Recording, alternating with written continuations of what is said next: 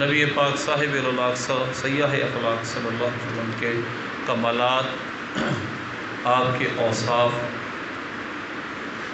اللہ نے آپ کو بہت شان عطا فرمائی، اللہ نے اپنا محبوب بنایا، آپ صلی اللہ علیہ وسلم کو اپنی محبوبیت کا تاج عطا کیا، ختم المرسلین بنایا، آپ تمام انبیاء کے بعد تشریف لائے۔ یہ نبی پاک صلی اللہ علیہ وسلم کے وہ کمالات ہیں جو آپ کے سوا کسی کو حاصل نہیں۔ نبی پاک صاحب الاخلاق صلی اللہ علیہ وسلم نے اپنا میلاد شریف خود بھی منایا اور ہمیں اس کی ترغیب بھی دلائی۔ میں پہلے آپ کے سامنے نبی پاک صلی اللہ علیہ وسلم کے کچھ آمد کے حوالے سے کچھ آپ نے جو خود فضائل بیان کیا آپ کے سامنے بیان کرتا ہوں۔ پہلی بات تو یہ ہے نبی پاک صلی اللہ علیہ وسلم کا سلسلہ نسب کیا ہے۔ محمد بن عبداللہ بن عبد المطلب بن ہاشم بن عبد مناف بن قصہ بن قلاب بن مرہ بن کعب بن لؤی بن غالب بن فہر بن مالک بن نضر بن کنانہ بن خزیمہ بن مدرکہ بن الیاس بن مدر بن نزار بن معد بن عدنان بن عد بن مقوم، آگے آدم علیہ السلام تک ہے۔ لیکن چونکہ حضرت عدنان سے آگے بہت زیادہ اختلاف ہے، اور بہت سارے ہمارے بزرگ فرماتے ہیں وما وراء ذلک فلیس فیہ شیء یعتمد، کہ جو حضرت عدنان سے آگے ہے نسبت رسول اللہ صلی اللہ علیہ وسلم صحیحۃ الی عدنان، آپ کے آباء و اجداد میں سے ایک آپ کے جد امجد آتے ہیں عدنان، ان تک تو آپ کا سلسلہ نسب بالکل صحیح سند سے ثابت ہے۔ اس کے بعد فلیس فیہ شیء یعتمد، جو اور نام دیے جاتے ہیں اب وہ قابل اعتماد نہیں ہے کہ واقعتاً یہ صحیح قول ہو کہ نبی پاک صلی اللہ علیہ وسلم کے اجداد میں یہ بھی آتے ہیں، تو آپ کے سلسلہ نسب ہے۔ تو لہذا نسب بیان کرنے والوں کا بہت زیادہ اس کے بعد اختلاف ہے، اس لیے ہم حضرت عدنان سے آگے بیان کرنے میں احتیاط کریں گے، یعنی ہمیں حکم یہ ہے کہ ہم حضرت عدنان سے آگے نبی پاک صلی اللہ علیہ وسلم کا سلسلہ نسب بیان نہ کریں۔ آپ قریش کی شاخ بنو ہاشم سے تھے۔ بنو ہاشم، پہلے یہ بات سمجھے، عبد المطلب بن ہاشم، آپ کے دادا تھے عبد المطلب، آپ کے پردادا تھے ہاشم۔ اب حضرت جو عبد المطلب تھے ان کے 10 بیٹے 11 بیٹے تھے، اور ایک روایت میں 10 بیٹے تھے، اور 6 بیٹیاں تھیں۔ بیٹوں کے نام حضرت عباس، حمزہ، عبداللہ، ابو طالب، اور زبیر، حارث، حجل، مقوم، ابو لہب، اس کا نام عبد العزیٰ تھا۔ صفیہ، حضرت حکیم، حضرت حکیم، بیضاء کا نام تھا، اور عاتقہ، اور امیمہ، عروہ، اور برہ۔ آپ یعنی نبی پاک صلی اللہ علیہ وسلم کی 6 پھپھیاں تھیں آپ صلی اللہ علیہ وسلم کی، حضرت عبداللہ کی بہنیں جو تھیں، اور کل 10 یا 11 عبد المطلب کے بیٹے تھے، جن میں عبداللہ جو تھے سب سے چھوٹے تھے، اور حضرت عبداللہ سب سے چھوٹے نہیں تھے، حضرت عباس سب سے چھوٹے تھے۔ حضرت عباس نبی پاک صلی اللہ علیہ وسلم کے متعلق جب ان سے پوچھا گیا کہ بتائیں کہ آپ کی عمر زیادہ ہے یا حضور کی عمر زیادہ ہے، آپ بڑے ہیں یا حضور بڑے ہیں؟ حضرت عباس نے بڑا ایمان افروز جواب دیا، فرمایا ہوا اکبر، بڑے سرکار ہی ہیں، بڑے تو حضور ہی ہیں، اور انا اسن، لیکن یہ ہے میں دنیا میں حضور سے 1 سال پہلے آیا تھا، یعنی 2.5 سال کا فرق ہے کہ میں دنیا میں حضور پاک صلی اللہ علیہ وسلم سے پہلے آیا تھا، لیکن بڑے حضور ہی ہیں، یعنی اتنا ادب کرتے تھے صحابہ۔ حضرت عباس حضور کے چچا بھی ہیں، یہ بھی رشتہ ہے، لیکن اپنے آپ کو بڑا نہیں کہا، بلکہ کہا کہ بڑے تو حضور ہی ہیں، اکبر ہوا انا اسن، یہ ہے کہ میں عمر میں اور دنیا میں آنے میں حضور سے پہلے آ گیا ہوں، وگرنہ بڑے حضور ہی ہیں۔ تو یہ نبی پاک صلی اللہ علیہ وسلم کے چچا تھے، اور آپ کی والدہ محترمہ کا نام ہے حضرت آمنہ بنت وہب بن عبد مناف بن زہرہ بن کلاب بن مرہ بن کعب بن لؤی بن غالب بن فہر۔ تو سلسلہ نسب دونوں طرفوں سے آپ کا ایک ہی جگہ جا کر مل جاتا ہے، اور عبد مناف پر جا کر وہب بن عبد مناف بن زہرہ، یہاں پر جا کر حضور کا آپ کی والدہ محترمہ حضرت آمنہ کی طرف سے سلسلہ نسب جا کر نبی پاک حضرت عبداللہ کے ساتھ مل جاتا ہے۔ تو نبی پاک صلی اللہ علیہ وسلم کے بے شمار فضائل ہیں، مناقب ہیں۔ امام ترمذی رحمۃ اللہ علیہ نے کچھ آپ کے مناقب بیان کیے ہیں، اور آپ کی آمد کے حوالے سے آپ کی آمد کا ذکر کیا ہے۔ تو میلاد شریف کے ثبوت پر ہم نے بیان کرنا ہے، لیکن اس سے پہلے نبی پاک صلی اللہ علیہ وسلم کے جو فضائل آپ کی آمد کے حوالے سے، آپ کے آنے کے فضائل جو صحابہ کرام رضوان نے بیان کیے، امام ترمذی نے بیان کیے، میں آپ کے سامنے وہ بیان کرتا ہوں۔ پہلی حدیث ہے، یہ صحیح مسلم میں بھی ہے اور جامع ترمذی میں بھی ہے اور شعب الایمان میں بھی لکھی ہے۔ حضور پاک صلی اللہ علیہ وسلم نے ارشاد فرمایا ان اللہ اصطفیٰ من ولد ابراہیم، ولد دونوں طرف پڑھنا درست، من ولد ابراہیم اسماعیل، اللہ نے ابراہیم علیہ السلام کی اولاد میں سے اسماعیل علیہ السلام کو چنا۔ واصطفیٰ من ولد اسماعیل بنی کنانہ، اور اللہ نے اسماعیل علیہ السلام کی اولاد میں سے بنی کنانہ کو چن لیا۔ اور واصطفیٰ من بنی کنانہ قریشن، اللہ نے بنی کنانہ، یہ شاخیں آگے بنتی گئیں، اللہ نے بنی کنانہ میں سے پھر قریش کو چنا۔ واصطفیٰ من قریش بنی ہاشم، اور اللہ نے قریش میں سے بنی ہاشم کو چن لیا۔ قریش کی تو بہت ساری شاخیں ہیں، بنو امیہ، یہ ساری قریش کی شاخیں ہیں، جو عرب کے اندر جتنے بھی قبائل تھے وہ سارے قریش کی شاخیں تھے، لیکن اس قریش کی ایک شاخ بنو ہاشم تھی۔ حضور نے فرمایا اللہ نے قریش میں سے بنو ہاشم کو چنا، واصطفانی من بنی ہاشم، اور بنو ہاشم میں سے اللہ نے مجھے چن لیا۔ یعنی اللہ تبارک و تعالیٰ نے خاص، مصطفیٰ کا مطلب کیا ہے؟ چنا ہوا، منتخب کیا ہوا۔ نبی پاک صلی اللہ علیہ وسلم کو اللہ نے چنا ہے، اللہ نے اس خاندان کو تمام خاندانوں پر فضیلت دی ہے، اس نسب پاک کو تمام نسبوں پر اللہ نے فضیلت بخشی ہے۔ اسی طرح ایک دوسری حدیث ہے، اسی مسلم جامع ترمذی میں ہے، ایک دن ایسا ہوا حضرت عباس بن عبد المطلب فرماتے ہیں قال قلت یا رسول اللہ ان قریشا جلسوا فتزکا فذاکروا احسابهم بینہم فجعلوا مثلک کمثل نخلۃ فی کبوۃ من الارض۔ یا رسول اللہ صلی اللہ علیہ وسلم، یہ قریش میں نے دیکھا ایک دن جمع ہوئے اور یہ اپنا سلسلہ نسب بیان کر رہے تھے، اور آپ کی انہوں نے ایک مثال بیان کی ہے، اور باقی بار کیا، یعنی انہوں نے آپ کی مثال بیان کی ہے، اپنے سلسلہ نسب کو انہوں نے اس پہ فخر کیا ہے۔ نبی پاک صلی اللہ علیہ وسلم نے فرمایا ان اللہ خلق الخلق فجعلنی من خیرہم من خیر فرقہم۔ حضور نے ارشاد فرمایا اللہ نے جب مخلوق کو پیدا کیا تو مجھے ان میں سے سب سے بہترین گروہ کے اندر رکھا، وخیر الفریقین، اور دو بہترین گروہ میں سے مجھے رکھا، ثم خیر قبائل فجعل من خیر القبیلۃ، پھر اللہ نے قبائل کو چنا، قبیلوں کو چنا، تو اللہ نے سب سے بہتر قبیلے میں مجھے پیدا فرمایا۔ ثم خیر البیوت، پھر اللہ نے گھروں کو چنا، فجعلنی من خیر بیوتہم، پھر اللہ نے مجھے سب سے بہتر گھروں میں پیدا فرمایا، سب سے بہتر گھر میں رکھا۔ فانا خیرہم نفسا وخیرہم بیتا، میں تو اپنے اعتبار سے بھی ان سے بہتر ہوں اور اپنے گھر کے اعتبار سے بھی ان سے بہتر ہوں۔ اللہ نے مجھے دونوں طرح نفیس پیدا کیا۔ ایک قرآن پاک کی آیت ہے لقد جاءکم رسول من انفسکم، اس کی ایک دوسری قرات، ساتھ قرآن پاک کی ساتھ قرات، ایک قرات ہے لقد جاءکم فی رسول، لقد اللہ نے فرمایا کہ من انفس، یعنی یہاں پر ہے من انفسکم جو مشہور قرات ہے، لیکن دوسری قرات ہے من انفسکم، یہ اللہ نے آپ اے پیارے حبیب صلی اللہ علیہ وسلم آپ کو سب سے نفیس پیدا کیا۔ نفیس کا مطلب عمدہ۔ لقد جاءکم رسول من انفسکم، تم سے سب سے نفیس، تمہارے پاس وہ رسول آئے جو سب سے نفیس ہیں، سب سے عمدہ نسب والے ہیں، سب سے بہترین ہیں، جن کا نسب بھی اللہ نے سب سے عمدہ رکھا ہے۔ اسی طرح نبی پاک صلی اللہ علیہ وسلم کی ایک طویل حدیث امام ترمذی اور بیان کرتے ہیں، پھر نبی پاک صلی اللہ علیہ وسلم نے اپنی نبوت کا ذکر کیا، مجھے نبوت کب ملی۔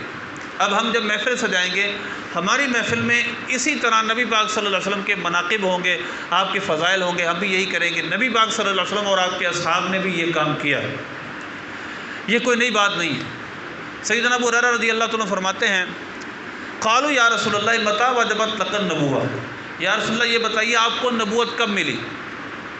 فرمایا وآدم بین الروح والجسد، مجھے اس وقت نبوت ملی جب آدم علیہ السلام روح اور جسم کی درمیانی کیفیت میں تھے۔ اب اس کا مطلب امام سیوطی رحمۃ اللہ علیہ نے 11 حدیثیں تقریباً خصائص کبریٰ کے شروع میں اس مضمون کی بیان کی ہیں، ان کے لفظ اور ہیں کہ لم جادل فی طیبتی، لیکن مفہوم ایک ہی ہے کہ میں اس وقت بھی نبی تھا جب آدم علیہ السلام مٹی اور پانی کے درمیانی کیفیت میں تھے۔ اس کے بعد وہ فرماتے ہیں، اسی طرح مولا علی قاری رحمۃ اللہ شرح فقہ اکبر میں بھی فرماتے ہیں اس کا مطلب یہ نہیں ہے کہ اب اللہ کے علم میں نبی تھے۔ تو کیا کہہ سکتا ہے کہ اس کا مطلب یہ ہے اللہ کے علم میں آپ نبوت آپ کی ثابت ہو چکی تھی، یعنی آپ کو نبوت ملی نہیں تھی لیکن اللہ کو پتہ تھا میں نے نبی بنانا ہے ان کو۔ اگر یہ مطلب ہے تو امام سیوطی فرماتے ہیں اس میں نبی پاک صلی اللہ علیہ وسلم کا کیا خاصہ ہے؟ ہر نبی اللہ کو پتہ ہے اس کو میں نے نبوت دینی، اس کو میں نے نبوت دینی، اس کو میں نے نبی بنانا ہے، تو لہذا نبی پاک صلی اللہ علیہ وسلم کا اس میں کیا خاصہ ہوگا؟ تو لہذا اس کا مطلب واضح طور پر یہ ہے کہ آپ کو اللہ نے نبوت عطا کر دی تھی۔ اسی طرح نبی پاک صلی اللہ علیہ وسلم نے اپنے بے شمار فضائل اور بھی بیان کیے۔ مثلا آپ صلی اللہ علیہ وسلم نے بیان فرمایا انا اول الناس خروجا اذا بعثوا وانا خطیبهم اذا وفدوا وانا مبشرهم اذا عیسوا لواء الحمد یومئذ بیدی وانا اکرم ولد آدم علی ربی ولا فخر۔ حضور نے ارشاد فرمایا میں سب سے پہلا ہوں جو نکلوں گا، یعنی جب لوگ نکالے جائیں گے قبروں میں سب سے پہلا میں ہوں، اور میں خطیب ہوں گا جب وہ وفد بنیں گے۔ انا مبشرهم اذا عیسوا، جب سب مایوس ہو جائیں گے تو میں اس وقت بشارت دوں گا۔ لواء الحمد یومئذ بیدی، قیامت کے دن حمد کا جھنڈا میرے ہاتھ میں ہوگا۔ وانا اکرم ولد آدم علی ربی، اور میں اولاد آدم میں اللہ کے نزدیک سب سے زیادہ عزت والا ہوں۔ ولا فقرہ، اور مجھے اس پہ فخر نہیں۔ اچھا مجھے ایک بات یاد آئی، ہمارے نئے نئے فتنے جنم لے رہے ہیں۔ ایک فتنہ یہ بھی آیا ہے کہ یہ کہیں نہیں لکھا کہ نبی پاک صلی اللہ علیہ وسلم تمام انبیاء سے افضل ہیں، سید الانبیاء ہیں، یہ کہیں نہیں لکھا۔ پہلی بات تو یہ قلت مطالعہ کی دلیل ہے، یعنی انہوں نے پڑھا ہی نہیں۔ اور دوسری بات یہ ہے کہ بالکل یہ آپ کے سامنے میں نے حدیث بیان کیا نا اکرم ولد آدم ولا علی ربی ولا فخر، میں آدم علیہ السلام کی اولاد میں سب سے زیادہ عزت والا ہوں، مجھے اس پہ فخر نہیں ہے۔ نبی پاک صلی اللہ علیہ وسلم نے یہ بھی فرمایا نا سید ولد آدم، میں اولاد آدم کا سردار ہوں۔ پھر اللہ نے تیسرے پارے کے پہلے رکوع میں فرمایا تلک الرسل فضلنا بعضهم علی بعض، یہ رسول ہیں اللہ نے ان میں سے بعض کو بعض پر فضیلت بخشی ہے، یعنی تمام رسولوں کی رینکنگ، تمام کے درجات ایک جیسے نہیں ہیں، کسی کو اللہ نے بڑا درجہ دیا ہے اور کسی کو اللہ نے اس سے چھوٹا درجہ دیا ہے۔ تو نبی پاک صلی اللہ علیہ وسلم کو اللہ نے سب سے بڑا درجہ عطا فرمایا۔ آپ سید الانبیاء ہیں، آپ اولو العزم رسولوں میں سے۔ نبی پاک صلی اللہ علیہ وسلم نے ارشاد فرمایا انا اول من تنشق عنه الارض فاقصي الحلة من حلل جہنم فاقصى حلة من حلل الجنة او كما قال رسول اللہ۔ آپ نے فرمایا کہ میں سب سے پہلا ہوں کہ جب زمین شق ہوگی، یعنی سب سے پہلا ہوں جس کے لیے زمین شق کی جائے گی، اور میں زمین میں سے نکلوں گا، یعنی اپنے مزار مبارک سے آپ قیامت کے دن باہر تشریف لائیں گے، اور فرمایا مجھے جنتی حلہ پہنایا جائے گا۔ ثم اقوم عن یمین العرش لیس احد من خلائق یقوم ذلک المقام غیری، حضور نے ارشاد فرمایا پھر میں عرش کے دائیں طرف کھڑا ہوں گا اور اس جگہ میرے سوا کوئی اس دن کھڑا نہیں ہوگا۔ میں عرش کے دائیں طرف کھڑا ہو جاؤں گا اور میرے سوا اس دن وہاں پر کوئی کھڑا نہ ہوگا۔ اسی طرح نبی پاک صلی اللہ علیہ وسلم کی اور کئی ارشادات یہاں موجود ہیں۔ نبی پاک صلی اللہ علیہ وسلم نے خود یہاں پر امام ترمذی نے ایک باب باندھا جس کا مطلب ہے ما جاء فی میلاد النبی، نبی پاک صلی اللہ علیہ وسلم کے میلاد شریف کے بارے میں باب۔ آپ صلی اللہ علیہ وسلم کے بے شمار فضائل انہوں نے بیان کیے۔ ایک حدیث میں آپ کے سامنے بیان کرتا ہوں جو بڑی مشہور حدیث ہے نبی پاک صلی اللہ علیہ وسلم کے فضائل میں۔ صحابہ کرام علیہ رضوان ایک دن جمع تھے اور آپ مختلف انبیاء کا ذکر کر رہے تھے۔ حضرت سیدنا ابن عباس رضی اللہ عنہما فرماتے ہیں جالس ناس من اصحاب رسول اللہ صلی اللہ علیہ وسلم ينتظرون له فخرج حتى اذا دنا منهم سمعهم يتذاكرون فسمع حديثا فقال بعضهم، ایک دن ایسا ہوا صحابہ کرام رضی اللہ عنہم مسجد میں جمع تھے۔ اب دیکھیں جمع ہو کر حضور کا ذکر کرنا، آپ فرماتے ہیں کہ لوگ مسجد میں جمع تھے، صحابہ جمع تھے اور نبی پاک صلی اللہ علیہ وسلم تشریف لا رہے تھے۔ اب صحابہ آپس میں گفتگو کرنے لگے، چنانچہ کسی نے کہا ان اللہ عز و جل اتخذ من خلقہ خلیلا اتخذ ابراہیم خلیلا، اللہ نے اپنی مخلوق میں سے اپنا ایک خلیل بنایا ہے، دوست بنایا ہے، اور وہ ابراہیم علیہ السلام ہیں۔ پھر ایک صحابی کہنے لگے اللہ نے اپنی مخلوق میں سے ایک کلیم بنایا ہے جس سے اللہ نے ہم کلام، یعنی جس کو کلام کا شرف بخشا، دنیا میں جسے کلام فرمایا، اور وہ حضرت موسیٰ علیہ السلام ہیں۔ پھر یوں بات بڑھنے لگی، کسی نے کہا اللہ نے آدم علیہ السلام کو صفی اللہ اپنا صفی بنایا، چن لیا تھا۔ چنانچہ نبی پاک صلی اللہ علیہ وسلم تشریف لے آیا اور نے فرمایا سمعت کلامکم وعجبکم، میں نے تمہارا کلام سنا اور تمہارا کلام بڑا عجیب تھا، بڑا اچھا کلام تھا۔ پھر حضور نے فرمایا ان ابراہیم خلیل اللہ وهو كذلك، ابراہیم خلیل اللہ ہیں، بات ایسے ہی ہے، وہ اللہ کے خلیل، اللہ کے دوست ہیں۔ پھر فرمایا وموسیٰ نجی اللہ وهو كذلك، موسیٰ نجی اللہ ہیں، اللہ نے ان سے کلام فرمایا اور اس میں کوئی شک نہیں، ایسے ہی۔ وعیسیٰ روح اللہ وکلمتہ وهو كذلك، عیسیٰ علیہ السلام روح اللہ ہیں، اللہ اور اس کا کلمہ ہے، اور اس میں شک نہیں، ایسے ہی ہے۔ وآدم اصطفاہ اللہ وهو كذلك، اور آدم علیہ السلام کو اللہ نے اپنا صفی بنایا، اس میں شک نہیں، ایسے ہی ہے۔ وآدم، پھر فرمایا الا وانا حبیب اللہ ولا فخر، حضور نے فرمایا خبردار، اللہ نے مجھے اپنا حبیب بنایا ہے اور مجھے اس پہ فخر نہیں ہے۔ یہ سرکار نے صرف خبر دی ہے اور فرمایا مجھے فخر نہیں ہے، فخریہ طور پہ آپ نے بیان نہیں فرمایا، بلکہ آپ نے صرف خبر دی کہ جس طرح یہ اللہ نے ان کو منصب عطا کیے تھے، اللہ نے مجھے اپنا حبیب بنایا ہے، اور حبیب سب سے بڑا منصب ہے، سب سے بڑا عہدہ ہے۔ پھر حضور نے فرمایا وانا حامل اللواء الحمد یوم القیامت والا فخر، میں قیامت کے دن حمد کا جھنڈا، ثنا کا جھنڈا اٹھایا ہوا ہوں گا، مجھے اس پہ فخر نہیں ہے۔ وانا اول من یحرق حلق الجنت فیفتح اللہ لی، میں پہلا ہوں کہ جنت کا حلقہ میں کھڑکاؤں گا، یعنی جنت کے دروازے پر دستک دوں گا، میں پہلا ہوں کہ میرے لیے جنت کے دروازے کو کھولا جائے گا۔ تو فرمایا میں جنت میں جاؤں گا اور میرے ساتھ مبایا فقراء المؤمنین، میرے ساتھ مومنوں کی، غریب مومنوں کی ایک جماعت ہوگی۔ میں جب جنت میں جاؤں گا تو میرے ساتھ فقراء مومنین کی ایک جماعت ہوگی، ولا فخرا، اور مجھے اس پہ فخر نہیں ہے۔